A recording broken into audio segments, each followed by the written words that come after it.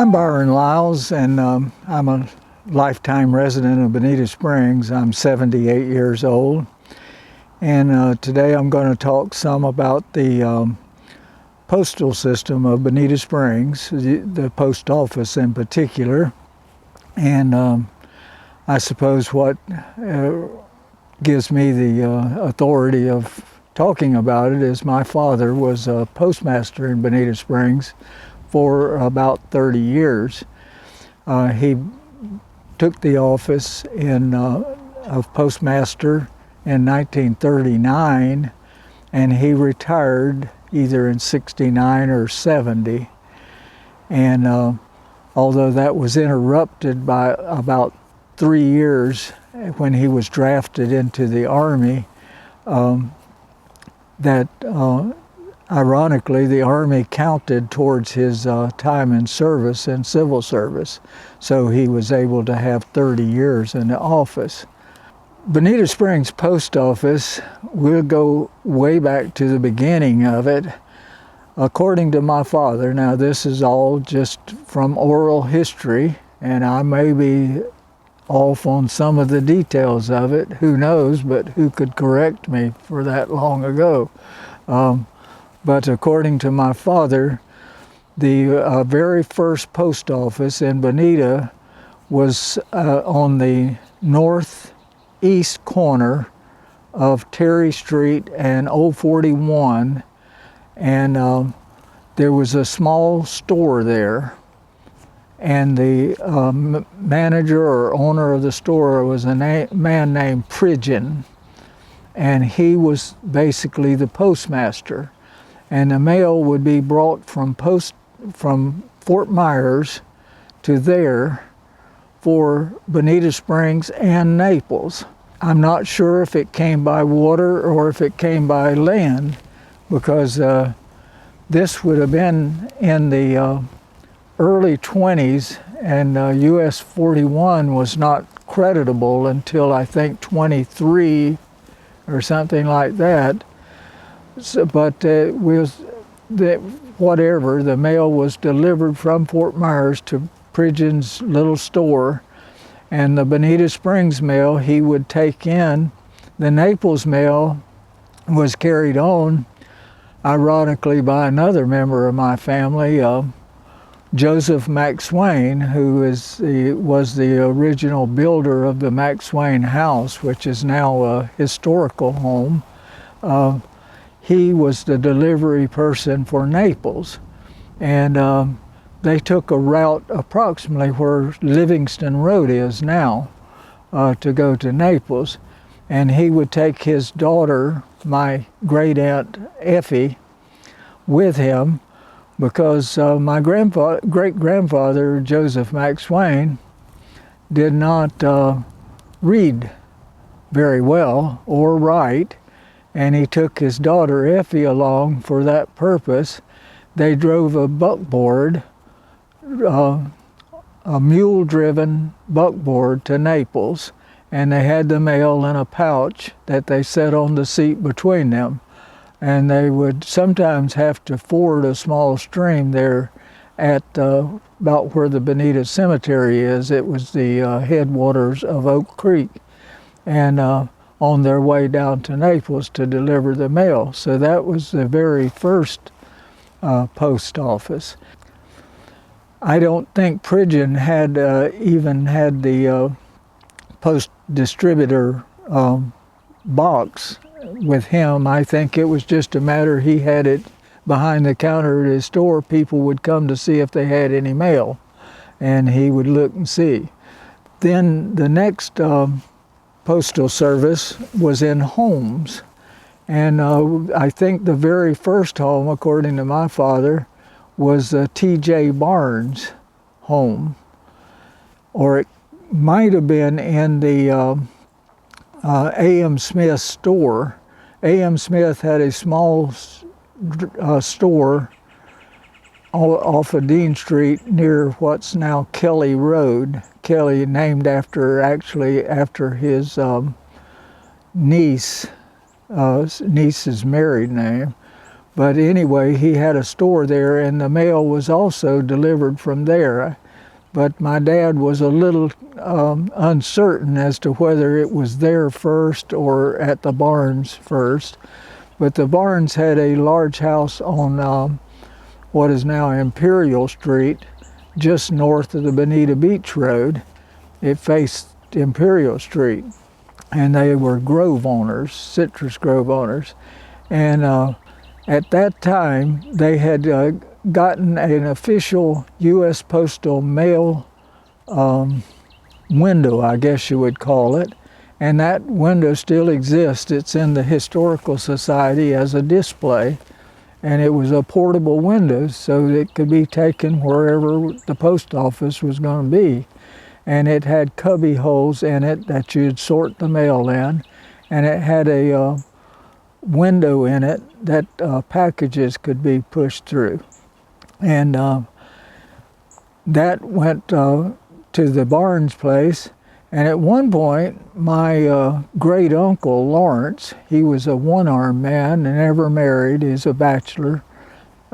His main occupation was picking oranges, but he did a lot of things. He did some cattle raising and other things, but among the things, he was fairly, for his time, was considered educated. He had a high school education, and that was considered almost like a college educated, because he qualified as a school teacher. He did some school teaching. But that's getting off the subject. The subject was the mail. He, at some point, became the postmaster, and he had a home that faced the Bonita Beach Road, just west of Imperial Street, on the south side, on the cemetery side. There was a much larger lots then, and he had a home right there, and that's where the post office was. But he was a pretty stern person, and he did the mail for probably less than a year, and the post office sent an inspector by to check on him, and the inspector did an inventory, and he says, "You're missing a money order." And my great uncle said, Lawrence said, well, it's probably fell behind the couch, or it's probably lost somewhere in the house, you know, figuring that's all it would take. But the guy was making a real issue of it, saying, we've got to account for these money orders. That could be fraud, or that could be theft. And I guess he rubbed my great uncle too far the wrong way. And my great uncle got all the mail stuff together and put it in a box, and he walked out the back door and dropped it on the ground. And he told the man, "You follow that box. I've got a shotgun over on top of my fireplace that says you're going to get out of here and never come back." And that was the end of my great uncle Lawrence's tenure as postmaster. Didn't last long. He was quite a character. He also made a great deal of his living selling moonshine whiskey, but and it was pretty well accepted by the sheriff's department because they figured he was making good whiskey. But anyway, the next step of the post office, as far as I can remember from my father, once again, this is just oral history from my father,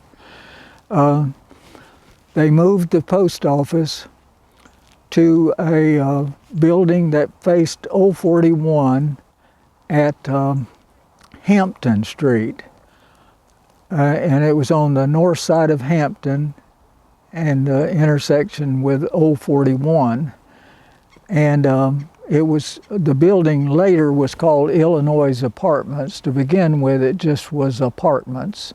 It had a couple of apartments on the top floor, and the bottom floor, the post office was in the back on the south side, and the postmaster was Mr. Dickinson. And Mr. Dickinson's the Dickinsons, I just remembered, they didn't live in the apartment building. They lived across the street, still on Hampton, just across to the south side of Hampton. They lived there. And if I'm not mistaken, I think the Dickinsons' house is still there. It was the last time I remember. I haven't looked too closely. It would be behind the office building that faces Old 41 that has a mural painted on the side of it. Anyway, he was the postmaster, and the Historical Society has a great picture of him in the Bonita Springs pictorial book of him standing on the front stoop of the apartment building, and he is in a long sleeve white shirt and dress. He looks rather dressy. He served as postmaster for many years, and the post office was basically under the stairwell of that apartment. There was outside stairs that went up to the second story. And the reason I'm making an issue of this, I do remember the post office there vaguely.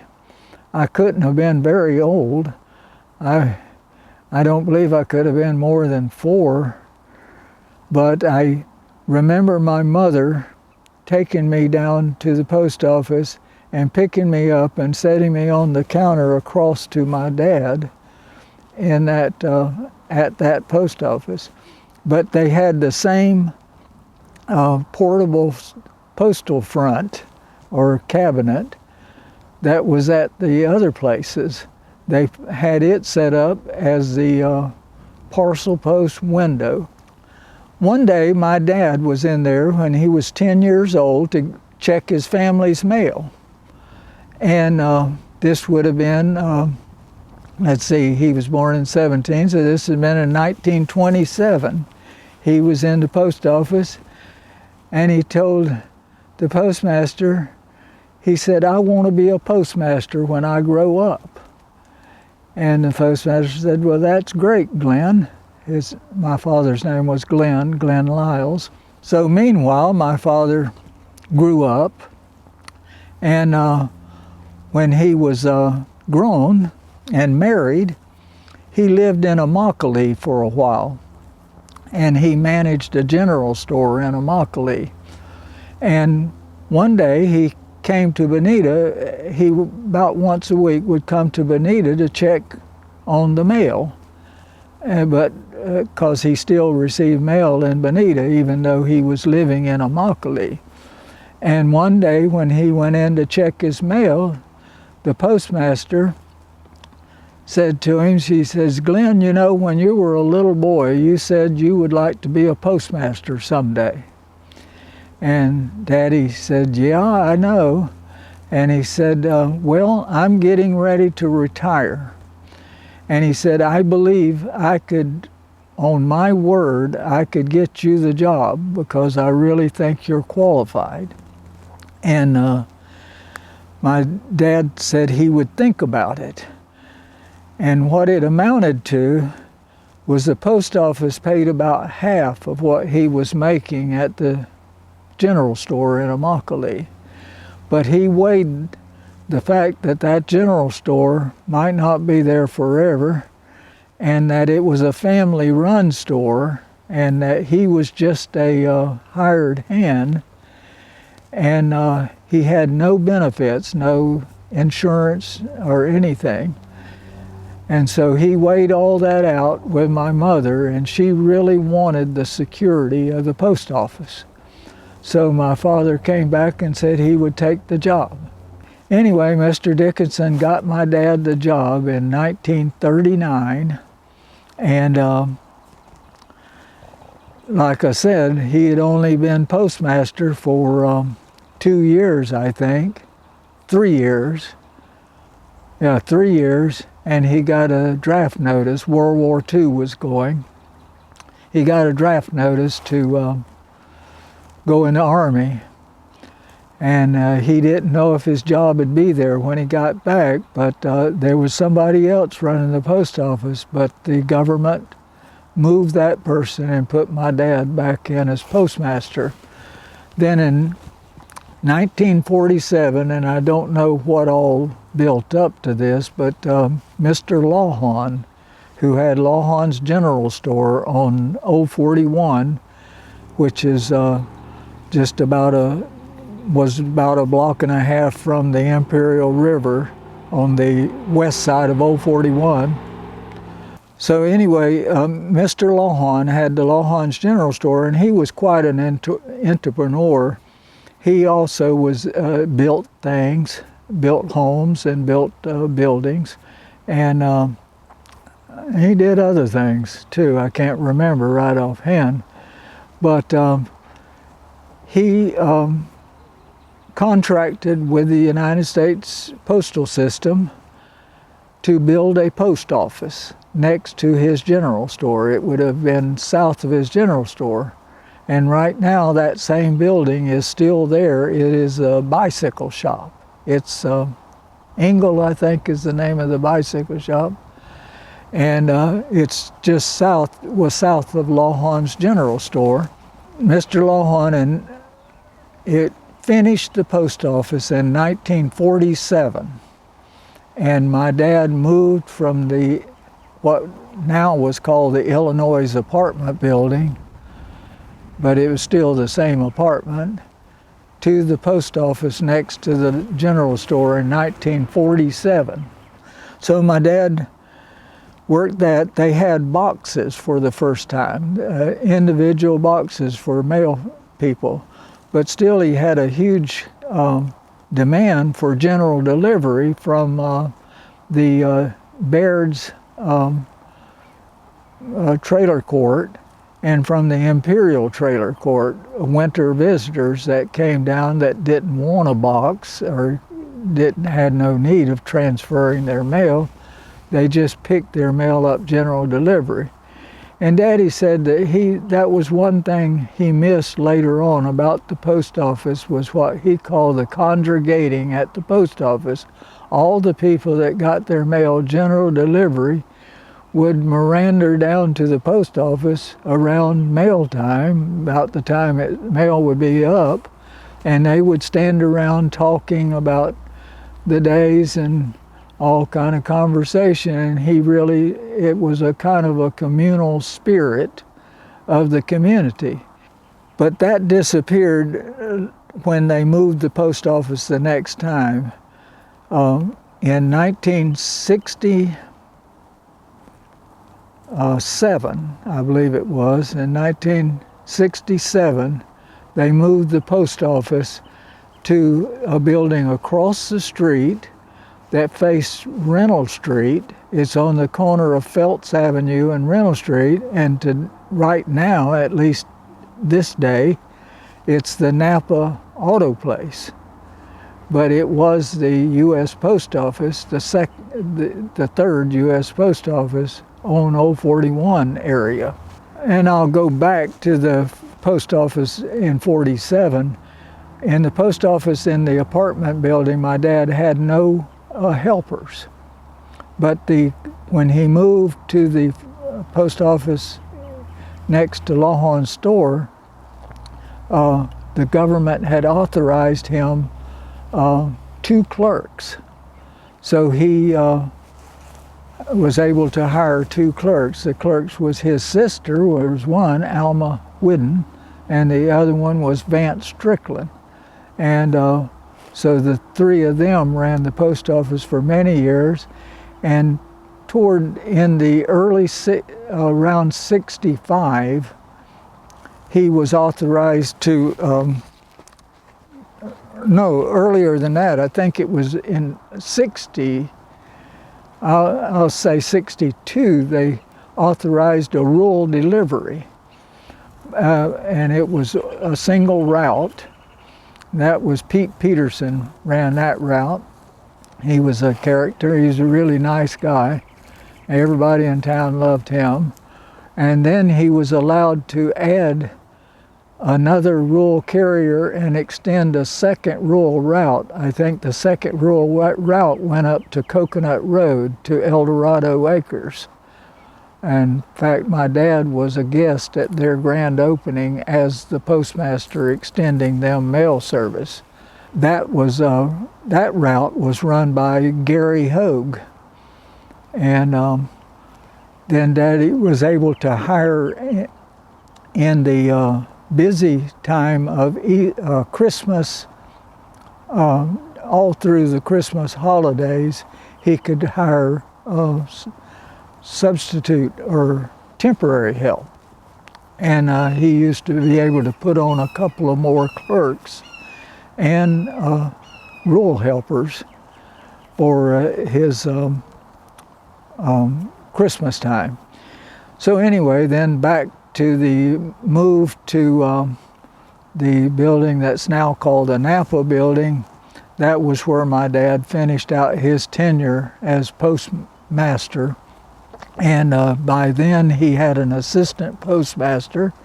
The assistant postmaster was, I think, Charlie Block. He also had a secretary by then, which he didn't really care for. He didn't think he needed a secretary, but they gave him one anyway. I have a picture of my dad lowering the flag on that post office his last day as postmaster.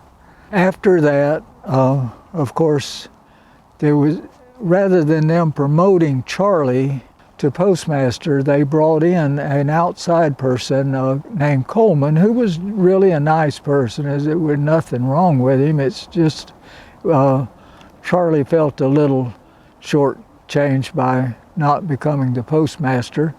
But of course, Charlie did later on get to be postmaster of Estero, so he did move on. So in conclusion, that's a thumbnail sketch of the the beginnings of the post office, the 4 post offices, the main ones of Bonita Springs historically. And of course, we have the 2 that are existing and serving the community today. And I'll say, ironically, that the post office really operates much the same way as it always did, except for a tremendous amount of automation and transportation, new transportation. But the post office does a wonderful job, in my opinion. It gives me a warm feeling every time I go to the post office. I go down and buy stamps, and I always think about my father. I always think about the old post office, and I'm still buying stamps and putting a stamp on an envelope, and it's a good feeling. And I use the mail a lot more than probably most people do. I used to in business a lot, but even in retirement I use it quite a bit, and it gives me a good feeling. And one time they had I guess it was the grand opening of the post office by the Imperial Harbor Boulevard, and they were going to have me speak at that, but I was ill at the time. I can't remember, but I was unable to do it. My wife went in my stead, but she sang some songs, and she read what I wrote, and I said how much I appreciated them, and I thought they did a great job. I guess in conclusion, I'll just say that my dad used to say, you know, the post office is given a lot of responsibilities by the government. He says we have to be an insurance agent, insuring mail. We have to be in a sense, a bond broker by selling government bonds. I don't know if they do that anymore, but he used to. And they were used for a lot of things, but he says, I always have to remind myself that there's only one basic thing in the post office, and that is to see that the mail is delivered. And I think they're still doing that today. I'm Byron Lyles. Thank you for watching.